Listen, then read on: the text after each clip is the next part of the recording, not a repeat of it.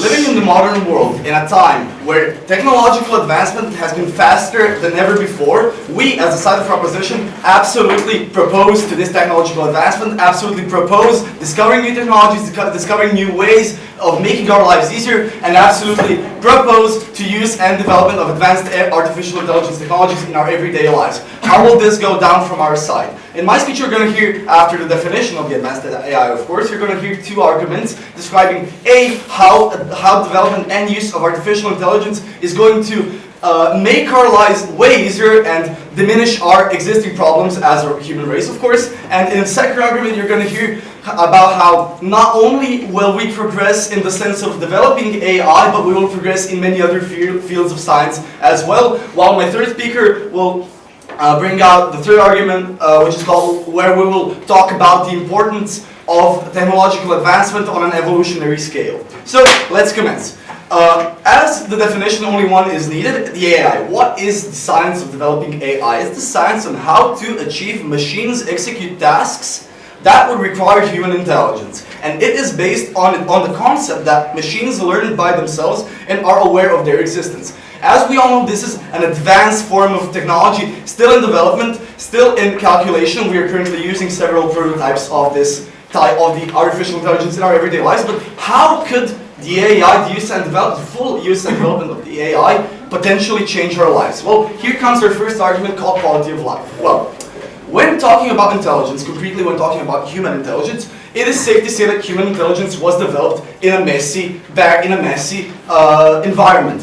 It depended on random events, it depended on random civilizations thriving, random climate changes, a bunch of random factors influenced our intelligence that it is nowadays. But what is the thing with AI? Artificial intelligence can be programmed, can be made, and can be worked on in perfect conditions. We can specifically program an AI robot to do one task, to do another task, to do several tasks, to do some other task as we want it. That's the thing. The thing is that the simulation of human intelligence can be made in perfect conditions. And even though flawed, even though human intelligence was made in a messy background throughout the past 4 million years, we have managed to invent fire. We have managed to organize ourselves into societies. We have managed to organize ourselves into states. We manage every day curing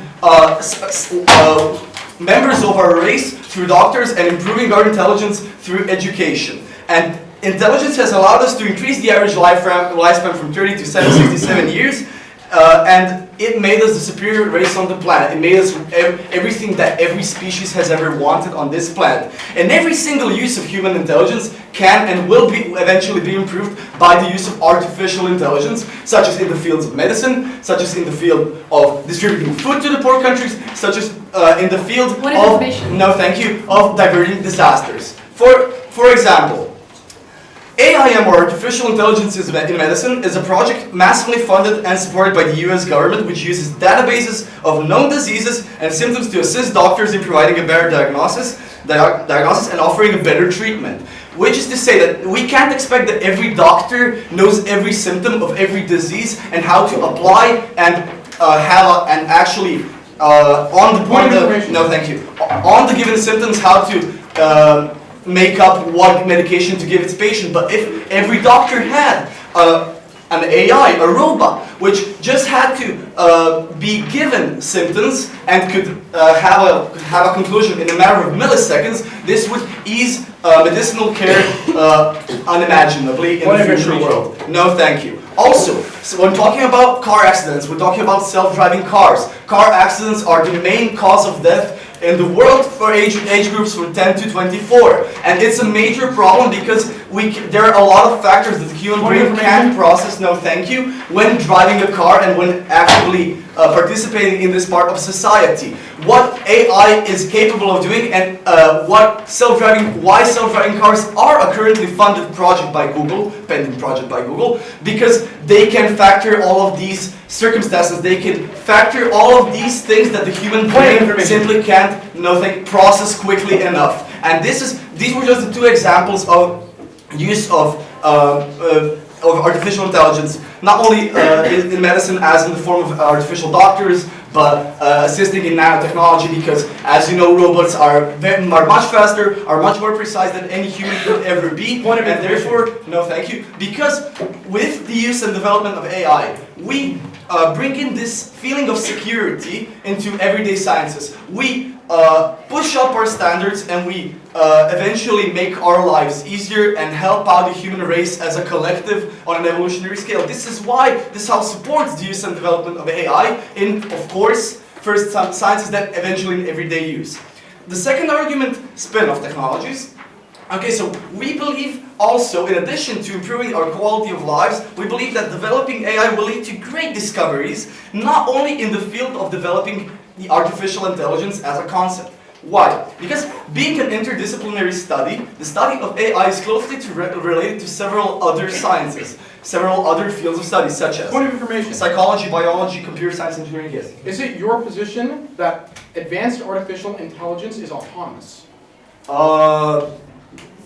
That is the final goal. That is the final stage of eventually developing artificial intelligence, but we cannot talk right now about that because it's not in the foreseeable future for the human race. But so as we know, being an interdisciplinary study, it consists of several other studies, and developments in research in the field of study of artificial intelligence vastly impacts the studies of engineering, the studies of electrotechnics, the study of psychology. Why? Because we first need to understand how we first need to understand fully these fields of study. We first need to understand these sciences in order to make something greater, in order to make something that will combine all the perfections of all of these fields of study in one product. And these spin-off technologies have happened before. For example, just a practical example of an illustration, the race to space has not only resulted in its goal to know our surroundings around the planet Earth, to gain an understanding about the moon, about the planets, about the stars, but it resulted in several other, in thousands of other products that we use today that are a direct consequence of the race to space. For example, CAT scans, memory foams, and satellites are all products that have been developed by the human race in order to achieve in order to achieve the conquering of outer space around the Earth. So, from our standpoint, we believe that using and developing the AI will help make our everyday lives easier, will diminish existing problems, will fast things up, will bring human collective to another level, to another strive for perfection, and will also help out in developing several other sciences and result in thousands of new products, will make our lives incoherently and indefinitely easier, and this is why we believe that you should propose this. An artificial intelligence theorist, Eliezer Yudkowsky, said, "By far the greatest danger of artificial intelligence is that people conclude too early that we understand it." He perfectly summarized the proposition's flaws. When artificial intelligence becomes too advanced, it goes beyond the scope of our understanding. Because advanced artificial intelligence opens the floodgates for potential threats to both humanity and civilization as we know it. And because, on balance, AAI is capable of producing more harm than good, we beg you to do the same. But in this speech, I want to do several different things. First, let's clarify what the framework and what the burdens are, both the proposition and the opposition are. Second, let's refute their specific constructive points. And then third, we'll go into our two substantive arguments. So first, let's have a little bit of a framework debate. The opposition thinks that this round is more than just the proposition applauding advanced artificial intelligence. Instead, by supporting the use and development of advanced artificial intelligence, they have to support it in its fullest possible extent.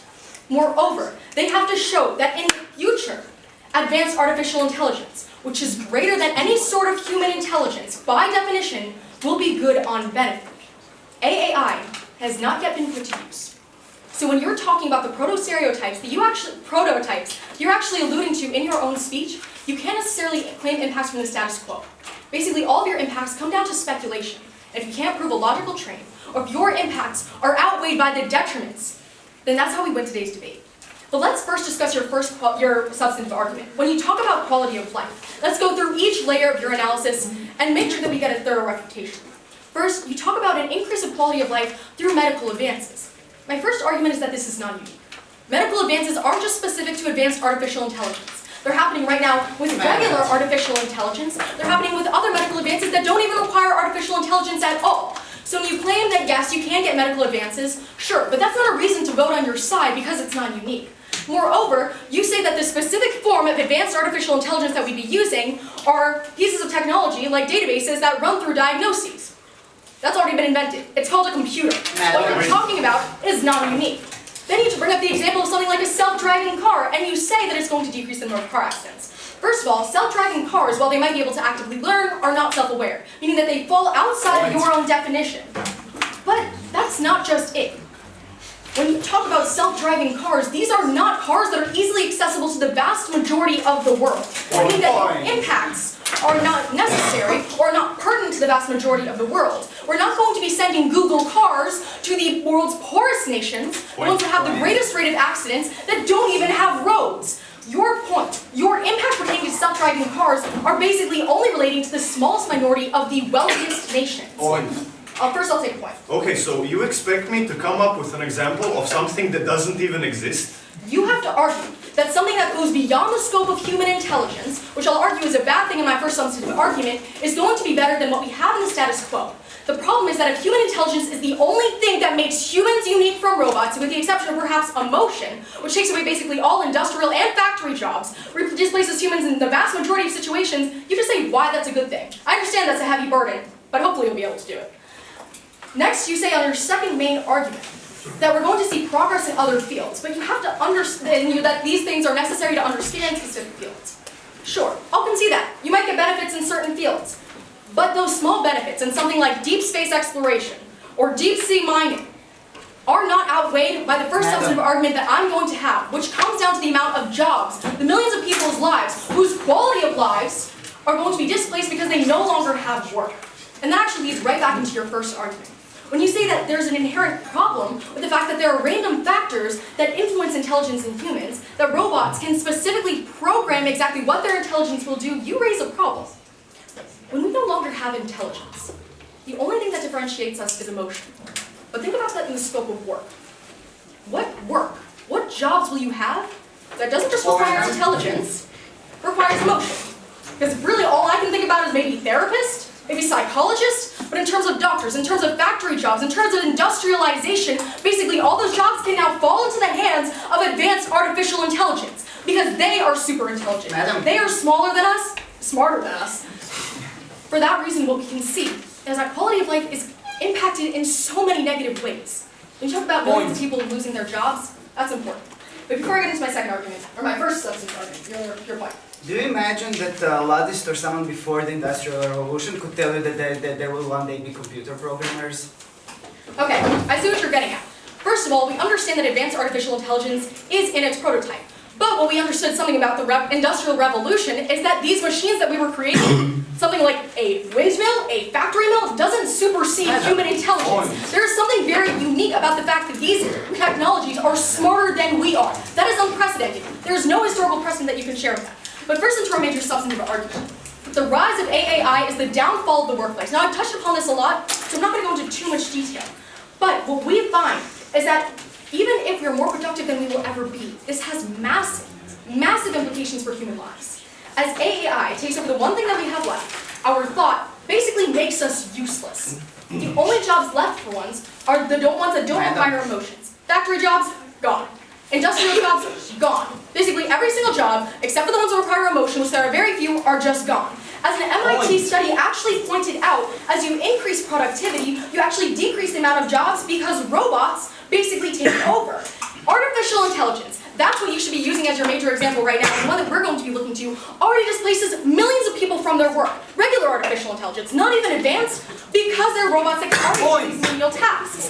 If you make that super intelligent, if you make that specific to advanced artificial intelligence, imagine the millions more people who now are put out of work. When you want to talk about impacts, let's talk about the millions upon millions of people who now don't have a job, who now don't have a source of income, who now, people who are basically just over the poverty line in their factory or low skill level jobs, can't even put food on the table. That's an impact that you're going to have to respond to. But moreover, let's specifically talk about a direct harm to mass destruction and lawlessness. what we find, the principle underlying basically all the opposition's impacts, is that advanced artificial intelligence is easily abused. They cannot think before they act, meaning that if they are programmed to do something wrong, unlawful, violent, that's exactly what they're going to be doing, because they don't have the emotional capabilities, the conscience, the rationalization process to do otherwise. So we see this as a direct harm to war itself, by increasing the likelihood of war. As it stands in the status quo, we put ground troops on the ground. These are humans, people who we consider our comrades, people fighting on the same side with us. That in and of itself acts as a deterrent for conflict and war. Because it means that we're not only going to be risking the lives of the people who we are targeting in war, but actually our own people. That acts as a deterrent to conflict and war. But say that it came down to sending my friend Nick into war, or sending a very easily replaceable robot into war, what we find is that it's much easier to go to war when you know that the stakes are very high. We're not talking about a human life anymore, we're talking about a robot that was just made. Meaning that the incentive to go to war raises exponentially when we talk about advanced artificial intelligence. Now this is specific to advanced, because we're talking about autonomous actors. You can see autonomous actors basically targeting individuals for something like a battlefield robot, which was developed in 56 different nations on facial recognition software. So they facially recognize what they perceive to be the enemy. The problem is, if you're in a demographic where everyone kind of looks the same, how do you distinguish a family of innocent 5 civilians from a soldier? That's what I want to wonder. For these reasons, we oppose, beg you to do the same. Today we have a side opposition coming into the debate and refuting pretty much nothing.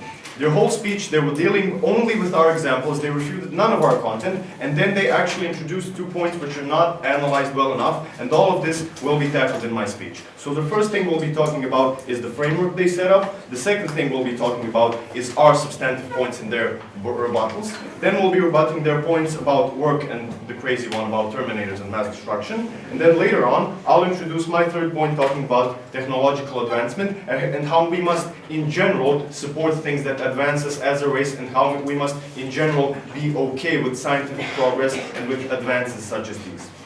So to start everything off, they said that our framework is to say that we support in the fullest and in every possible extent this AI, which we believe is a bit too much. All we have to do is prove that yes, there are some benefits, and that yes, we support the use and development. But if we cannot know what happens in 60 years, if we have to say that mass destruction just might happen, does not mean that we still cannot propose this motion. This is the same as saying this house would not study chemistry because chemical weapons can be used in warfare. We do not have to support chemical weapons in order to support chemistry research, and this is what we prove in our debate today.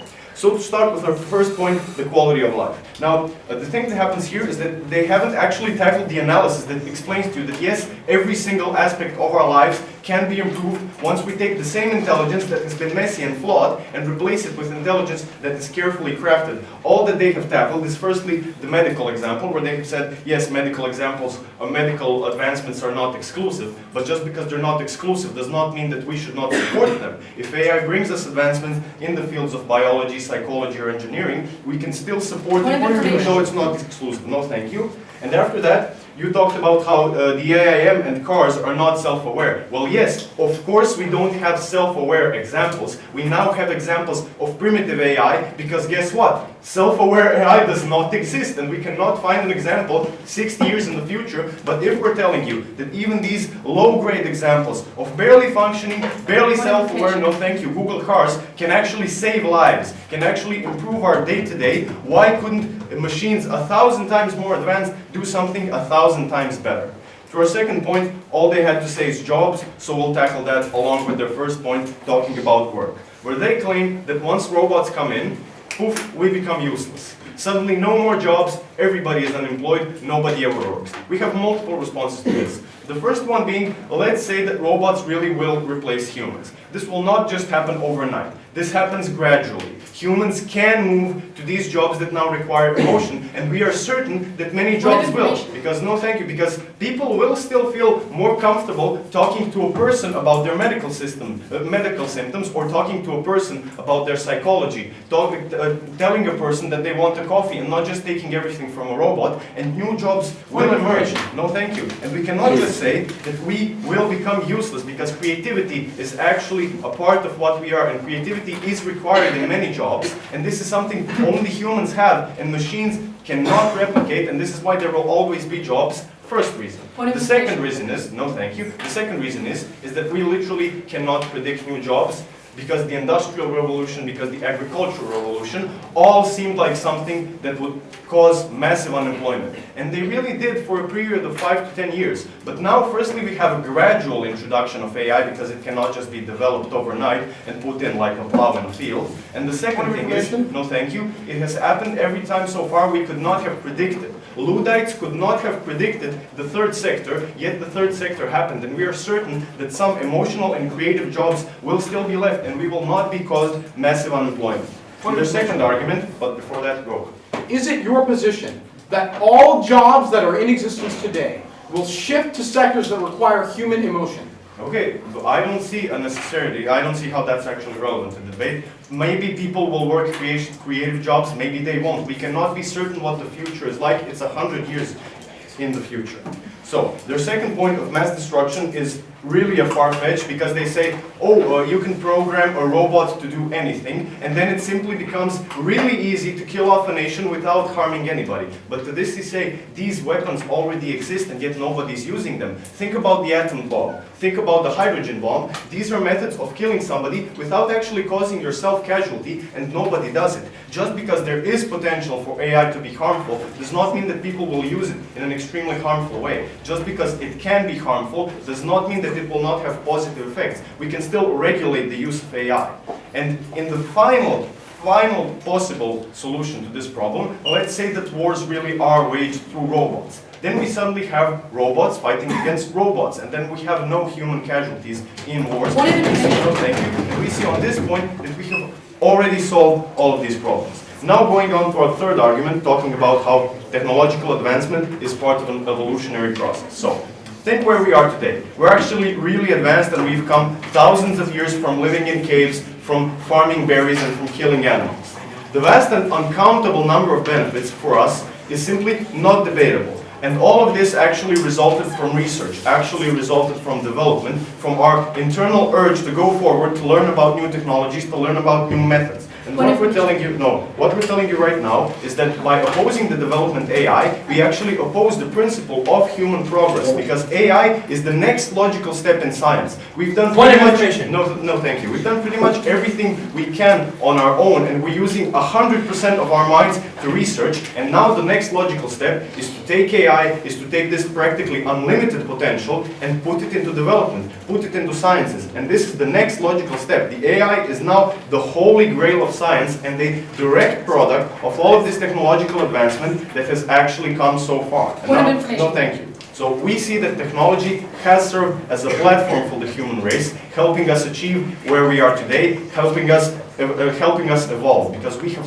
practically stopped biologically evolving. No, thank you. But we now have this advancement, we now have this AI, we now have this ability to go thousands of years into the future, just like that, by inventing unlimited potential, by inventing AI. Point of information. And, no, thank you. And just to conclude this argument, every technological novelty so far has had an opposition. People were against the agricultural revolution. People were against the industrial revolution.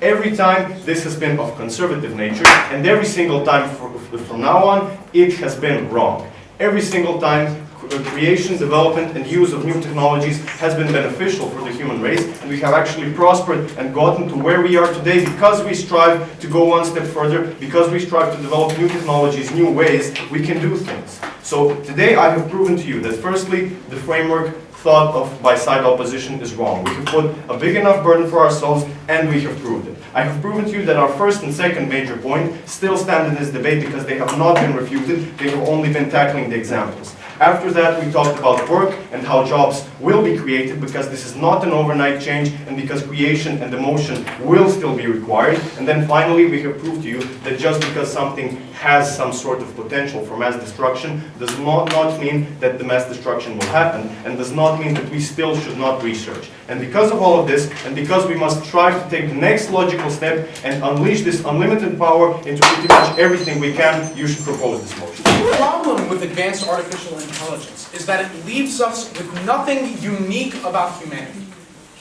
What is a worker supposed to do when they have nothing left to be useful to their employer? What is the use of increased medical advances if people don't have the money to buy them because they don't have work? What is the use of knowledge if people don't have the standard of living, the job necessary in order to gain the products of that knowledge? The answer is nothing. We agree that this change is not going to happen overnight. But where we disagree is that this change is very likely for millions of people to be permanent. Advanced artificial intelligence is unlike any technological innovation that has happened in the past. They call us Luddites. We understand the argument that the Luddites made. We disagree with the argument, and we know that this is unique. Before, all technological advances had to do with things working together, supporting humans, computers that you can type on, that you can have a job as a typist at, that you can send things through email with, that you can be a secretary with. The problem with advanced artificial intelligence is that it thinks for itself. It disallows you from working with it. It supplants you. It does not support you. And that's why all of their arguments fall to the wayside. Before I go into this case, I'm going to really quickly address the model. We agree on a lot of things here. The only clarification that I want to make is that yes, they do have to defend future speculation. And it can't only be in the good cases. I think they know this, but it's also worth mentioning that we can speculate about future examples of advanced artificial intelligence that may exist. They said Terminators, all right, if that's your vision, that's what you're arguing about. We're talking about autonomous robots that can do their own thing as well. You have to defend the use of that advanced artificial intelligence if you want to win this round. Moving on, let's deconstruct their case. Their first argument is about quality of life, that we diminish problems. And their second argument is about creating great discoveries. One huge contradiction in their case that refutes all of their arguments at once. They say advanced artificial intelligence, quote, cannot be creative. If advanced artificial intelligence cannot be creative, how is it supposed to solve problems that we don't give it explicit direction and instruction to solve? It can't.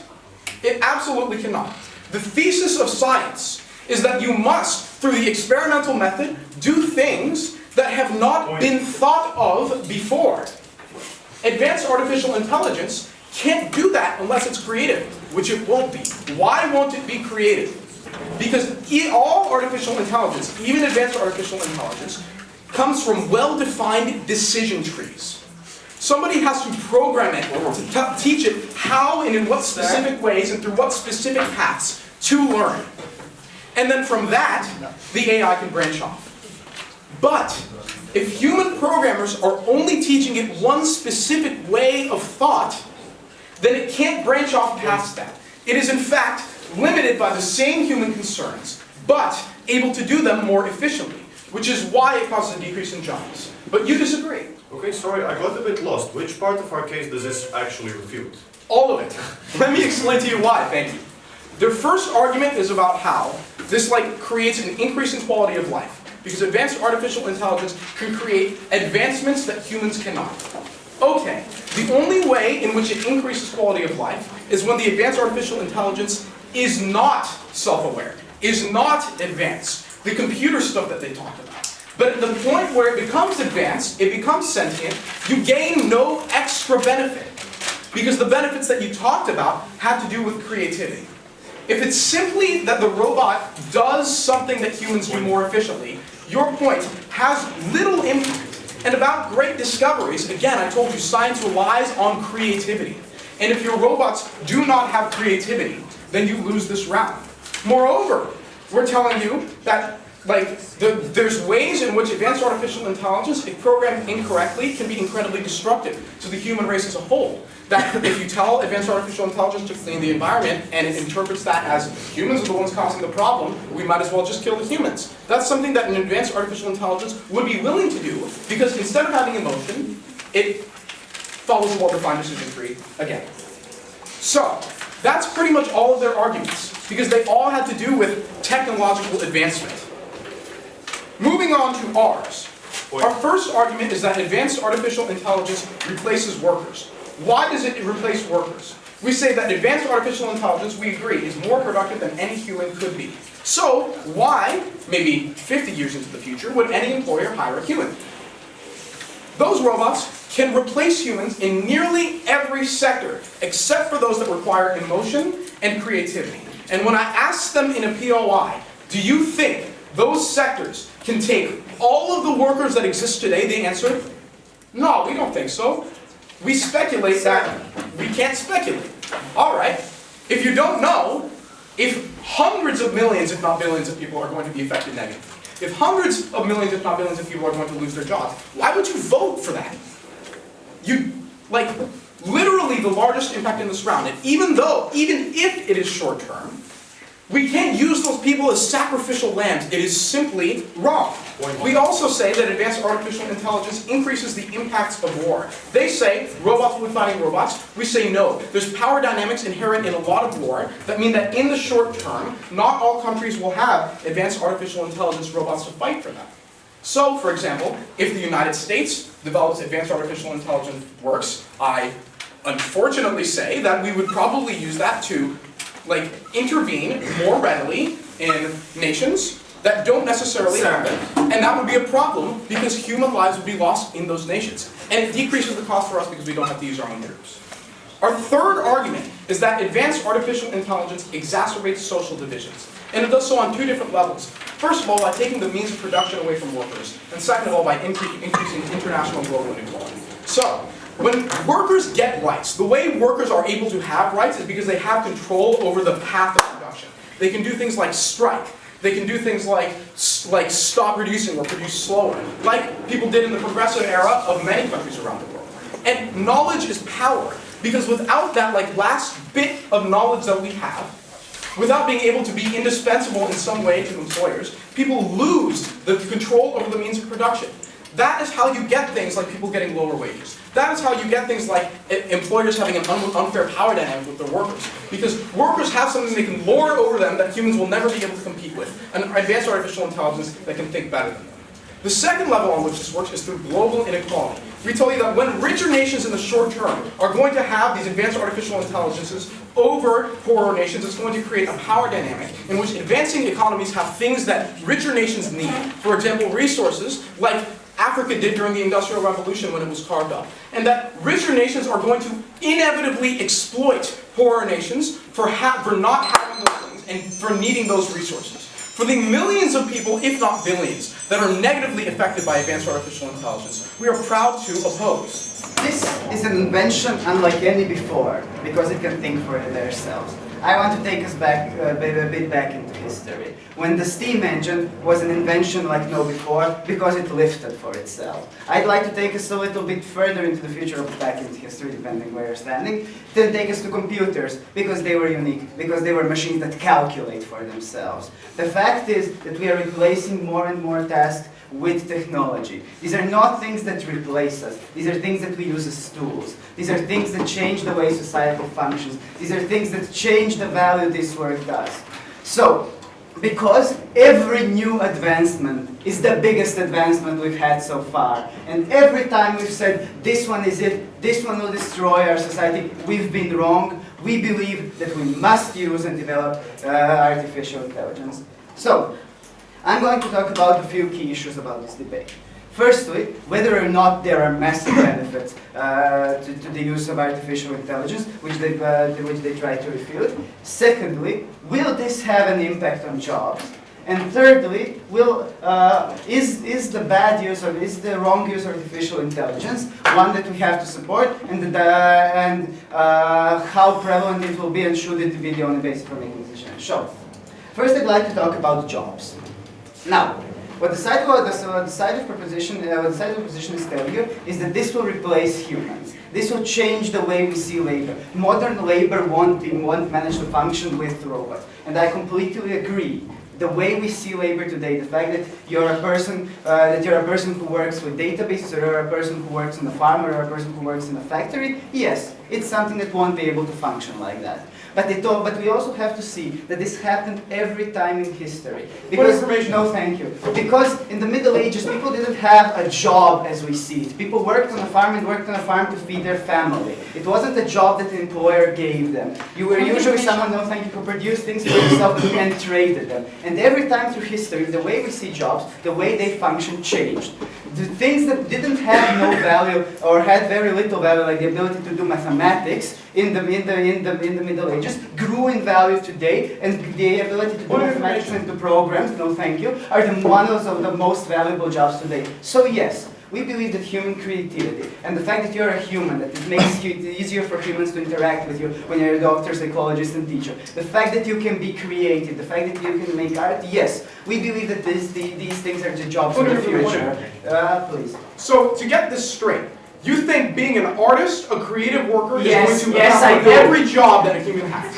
Yes, I do. And also scientists and also teachers and also these things. Yes, I believe that we cannot predict the way the markets will shift, but we can surely say that this has happened so every time in history. We can surely say that the human race will not allow a vast majority of it to starve and cling to an old system of value and work just because it thinks, we should do this. Every time this has happened in history, it has happened in the way that we describe. Every time this has happened in history, Point of information. thank you, new jobs were created. The jobs we thought irrelevant or minimal became huge jobs. Because if you look at the top 10 largest job openings today, they're for computer programmers and internet programmers. These are jobs that didn't exist 20, 30 years ago. So yes, we believe that new jobs will be created. And also, as the opposition speaker was very kind to point out, machines cannot do scientific discovery. So this is something where a large field will be, a large field of work will open. Now, talking about quality of life. Look, maybe an advanced AI cannot create, but that doesn't mean it cannot heal us, it cannot drive us, it cannot organize things better. Because when you think about it, and when you think about all the things we're doing that machines can do better, for instance, searching through databases, working through databases. Point of information. No, thank you. The UN today uses something called ADI or something like that, which searches through Twitter, looking for tweets that have information on disasters. And 80% of these tweets have been found to be extremely relevant in aiding disasters and have been able to identify people we need to help. See, humans can't do this. Humans can't sit on the Twitter and then look for tweets which might be useful. Machines can. Computers can't analyze the databases of all the medicine we have and analyze the likelihood of symptoms because these are huge databases. We can.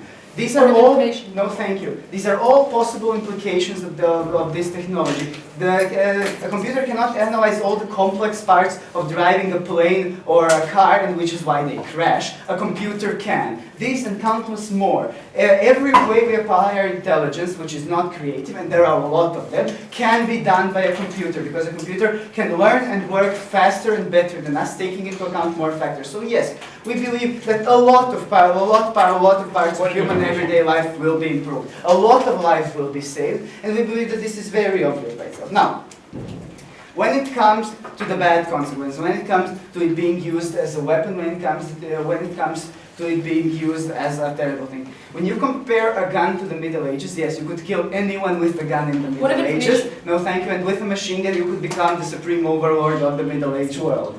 The fact is that, yes, unfortunately, as we develop technology, weapons develop. But never so far, even though we have developed weapons capable of wiping out the human race, even though we have easily developed weapons that powerful countries could use to take control of smaller countries, this has not happened. Because these weapons eventually became cheaper, because they became better distributed. Yes, please. So the United States has not used drones and these weapons to kill Syrians in different countries? It has used them, but we don't see this world where a nation is completely killing everybody, where a nation is killing everybody. Yes, wars have become more devastating, but the fact is that this is perhaps a bad consequence of technology. But the good consequences of technology far outweigh the bad. Just because we are more able to kill each other does not mean we will always kill each other. Just because we invented technology, and the First and Second World War were deadlier before the wars before them, does not mean that we shouldn't have invented gas, shouldn't have invented electricity, shouldn't have invented gunpowder, because the number of lives they've saved, the number of ways they've made human life better is far greater than the times they've been used for technology. So, because we've clearly told you that robots are just, and that advanced AI is just another tool that takes a new part of human intelligence, and it doesn't make humans completely ununique, it doesn't make humans completely irreplaceable. We have clearly showed that there's a part of humans that will still be relevant, but it makes the things we could do, we once did, it could make us do them better. And it makes quality of life better. It saves lives. And yes, there is potential for abuse, but every technology in history has had its potential for abuse. This is not the reason to say no to technology. So, because technological progress is on our side. Because technological progress is the reason we all here can live over 30. Because technological progress is the reason we can build schools and get educated. Because technological progress is the reason we have an education system sound enough for us to have debate in school and be here and debate. Because technological progress built the world we know today. Built the foundation for human happiness. Yes, we believe technological progress is a positive step forward, and we believe that the advanced AI is one of the biggest steps in technological progress our generation is going to make. Because of this, we support the use of and development of advanced artificial intelligence. I don't know about you, but I can't draw for my life. I can't sing. I can't dance. Hell, I can barely debate. But side proposition says someone will pay for me to dance and sing in the future. This is not reality. A POI that was very important in this debate round was when Nick asked, where do the jobs go? Do they all become artists, singers, and dancers? Their response, yes. That's absurd. At the point where we think that all humans have the talent, the God-given talent, to be able to be paid for drawing the next Picasso is absolutely absurd. I'm going to be doing two things in this speech. First, I'm going to be going quickly over the model debate. Second, I'm going to be breaking up the debate into two clash points. First, can AAI be creative? And second, about social divisions. There's two layers to this point. First about jobs, second about the international community. But first, on the model debate. Quickly, we agree with their definition. The only contestation is you have to defend the future cases. We agree, it's a gradual process, but the effects are permanent, which means you can not only defend the good parts of AAI, you have to defend the bad parts. That's our only disagreement. As long as we show that there are some bad parts that outweigh the good parts, that's a reason to reject AAI. Now, on to the first question. Can AAI be creative? We gave you very good analysis why all of their impacts are contingent or rely upon AAI being able to be autonomous, being able to think for itself. All that stuff about medicine, that's not computer analyzation, that's thinking for yourself. Solving cancer cannot be done through analyzing data, it's through thinking of new ways to solve cancer. Which means at the point where they have told us, and I quote, just very clear in the second speech, that AAI cannot be creative, that means they get no impact. Because for you to be creative, for you to solve cancer, for you to have medical things, you have to be creative. Point. Second of all, on their idea about cars, a computer cannot stop a car crash by analyzing data. Because what if there's two drunk drivers? Creativity takes place at that point to understand how to manipulate that situation. But these AAI are not creative, which means they don't get any of their impacts. Second of all, why is this more important for science? They have said that AAI don't have any scientific knowledge, which means at that point, all the humans are going to have to become scientists. We think not every single human being has the advanced mind to become a scientist, which means independently, that is the reason why AAI cannot solve their argument. But first, a point. Okay, 500 years ago, did all the people taking potatoes out of a field actually have the mental capacity to be scientists or teachers today?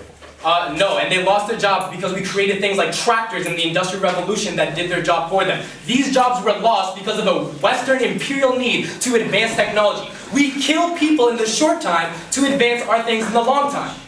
Your perspective is, hey, let's focus on the long term, let's focus on the future, but the short term, the people who are being killed now will die away. Which brings me up to a very important subpoint. Remember what they said about war, where they say, oh, the robots will kill the robots? You know who's gonna have the robots? The United States. You know who's not gonna have the robots? Iraq. Because they can't afford it, because they don't have the technology. Which means the Iraqi people will die, the Syrians will be killed by drones, while the United States sits back and laughs. Why? Because these are the divides between how technology functions. Even though we had the Industrial Revolution, places in the Middle East don't have the same technology.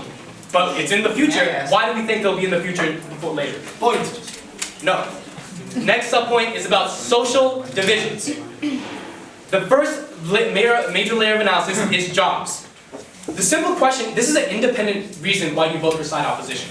We save jobs. It's very clear. Industrial jobs, factory jobs. These are things that require human intelligence, at the point where robots can just take them over because they are so advanced that they can do all the little typing things we do. They can be our secretaries. We don't have these jobs. Now what's the impact? What's the impact of this? Their impact is in the future, we help global humanity, we create some new intelligence.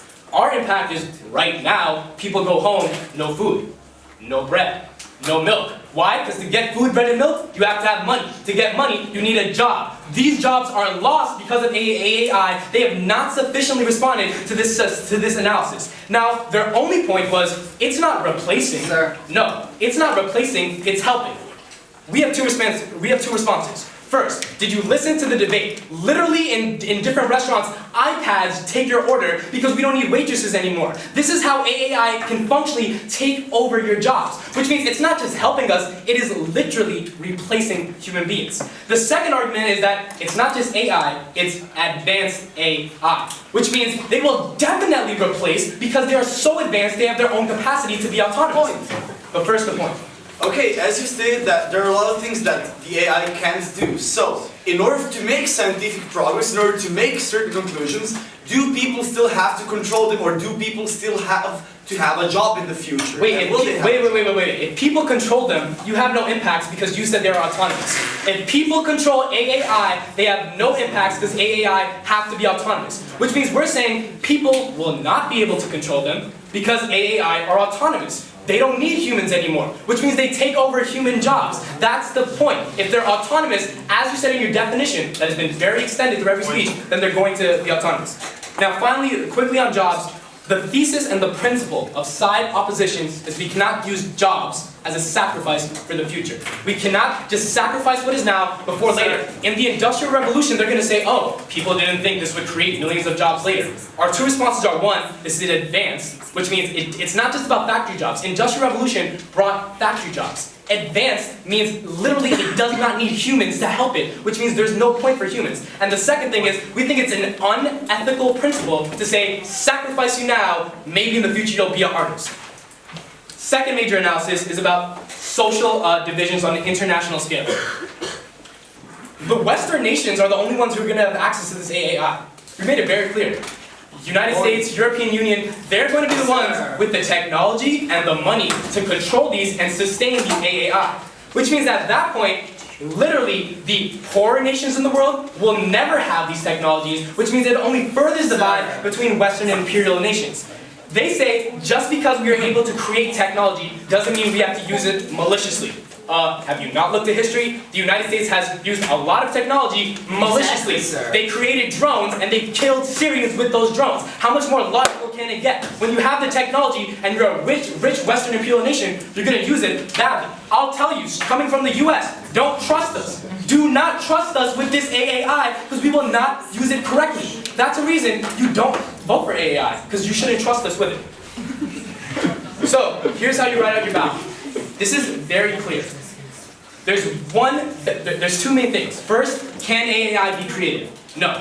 Conceded. POI, asked, can it be created? No. Which means no impacts. If it cannot be created, it cannot think for itself. Solving cancer is not about data analysis. It's about finding creative ways. You don't get medicine impacts if it's not creative. Second voting issue is jobs.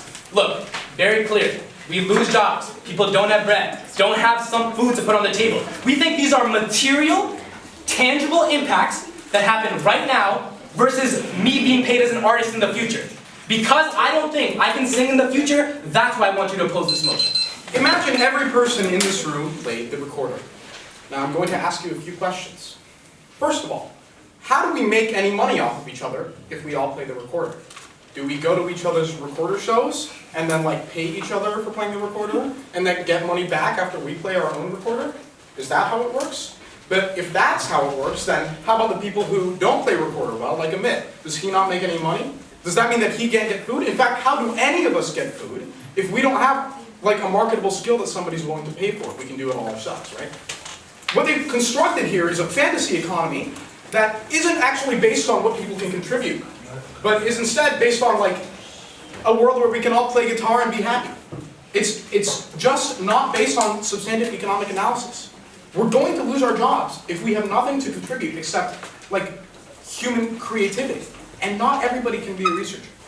Let's analyze this debate through two classes. First of all, who increases quality of life for humans? And second, should the short-term impacts outweigh the long-term impacts, if they exist? So, on quality of life for humans long-term, we tell you that wars will become more devastating. They actually conceded this point outright. That is a direct quote.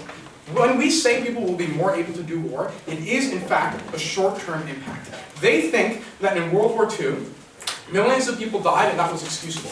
Okay, is it excusable if because of advanced artificial intelligence we increase the impact of war to the extent that hundreds of millions of people die?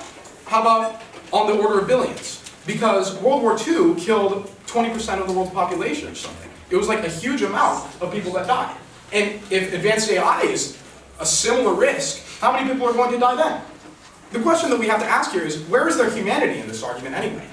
Like, if short term, we cause hundreds of millions of deaths because of this war, which they have conceded. They conceded that's going to increase the impact. Then why are we even having this debate? Why are we doing this? We should stop it. Some technological advancements, just based on their ability to destroy, should not have been invented. We do not support, for example, the invention of atomic energy because it created the atomic bomb, which allows for significantly greater risk than we cause through benefit of atomic energy. This is exactly the same type of situation. The destruction that is capable through advanced artificial intelligence is significantly greater. Now let's go on to their short-term impacts. They talk about medical advances. Okay, we tell you that artificial intelligence is not creative. We tell you that, actually they, direct quote, tell you that advanced AI cannot do science. Let's show you how this interacts with their arguments. Their first argument is that the development will result in increased quality of life. Their examples are only about medicine. Okay, if they can't do science, who cares about this argument? Their second argument is that it will result in great scientific discovery. We say, okay, if they can't do science, who cares about this argument? Their third argument is literally titled Science. Who cares about this argument? None of their arguments matter. And their first two substantive speeches were spent doing essentially nothing at the end of this debate.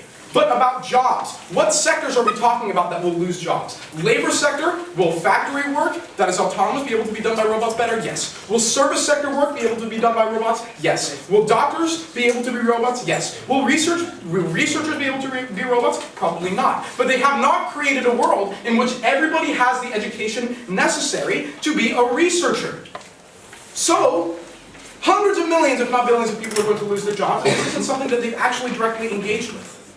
Having said that, let's go on to our second class. Should the short-term impacts outweigh the long-term impacts? In this, we say, okay, even if they have long-term impacts, should we sacrifice billions of people now, hundreds of millions or billions of people now, in order to advance science later? We say, what's the use of medical advances in the future if it means that hundreds of millions of people have to die now? Will curing cancer have as much of a positive impact as the negative impact of the hundreds of millions, if not billions of lives that they've conceded will die now? Of course not. And for each and every one of those people, we cannot use them as a means to an end. That's why we oppose. In this debate, we think the opposition was short-sighted, and no, it's not a joke about your glasses. We think in this debate, we've been looking too much into the really, really short-term effects and not enough into the future and not enough into the actual history that goes into our argumentation and how we define things and how we prove our points. So in this reply speech, I will make sure that you all understand that we have, from our side, proved positive progress, that we have won on the point of jobs, and that we have won on the point of destruction. So let's go with the first one. First, let's go with the progress. In our first argument, we have explained to you how, yes, AI really will bring progress. AI will suddenly be able to do science. And whilst side op has attacked us, if these things are autonomous, if these things are not creative, how can they actually make scientific discoveries? But the error with this argument is that this is progress. This is not necessarily discovery. The problems we have in science now are not of us discovering things that we don't know about. It's about taking a large amount of data and analyzing it. And yes, as you have incorrectly stated multiple times, the problem with cancer is actually analyzing a huge amount of data. The thing with cancer right now is that we have to analyze the DNA of these things, of these proteins that actually make up the tumors. And this is something a human cannot do, because these are literally billions, and I mean billions of calculations, which for a human are simply impossible in 10 lifespans, but for AI could be a matter of hours to solve. So we definitely prove some scientific progress, and all of our examples and all of our analysis still stands on this point that AI really will bring positive progress to this earth. The second thing that has happened in this debate is this whole job that was actually introduced by side opposition into the debate, where they claim once we put in AI, all people lose their jobs, all people are automatically unemployed. Where they make multiple mistakes. First thing, who even says that we'll need jobs in 100 years? Who says we couldn't really all go to each other's recorder shows? This is really far into the future. Even something such as universal basic income is possible in the future. Even something as, yes, all of us doing creative jobs is possible. People 500 years ago would have said, oh, I'm not able to do math, I'm not able to do physics. What will I do once I actually get a tool that farms instead of me? Those people are short-sighted. Those people have opposed progress in a conservative way and have been wrong every single time from the start of history to now. And we have seen that, yes, while some jobs do disappear, new jobs are formed. And another major point here was this autonomy. You claim that just because these robots are autonomous, they no longer need jobs. So autonomous people do not need somebody to monitor them if you go by side opposition. Yet today, you still have autonomous workers working in science and somebody supervising them, somebody leading them. You do not need to tell somebody every single action that they need to do, but you can still steer them in a direction that you want to. And we see no problem with people actually being in a scientific team where they have 5 advanced artificial AI robots working for them, but they don't have to direct every single task. They just say, okay, today we're analyzing protein, tomorrow we're analyzing fats. And they can still work, they can still have jobs, and people still will have some form of employment. And it is extremely wrong to say that just because today we do not know what these jobs will be, that these jobs will not exist. And the final point, the point about mass destruction, the point about potency of these things. So let's say, for example, that we said the same thing about oil. When somebody discovered that you can take energy from oil, imagine all the people that will die.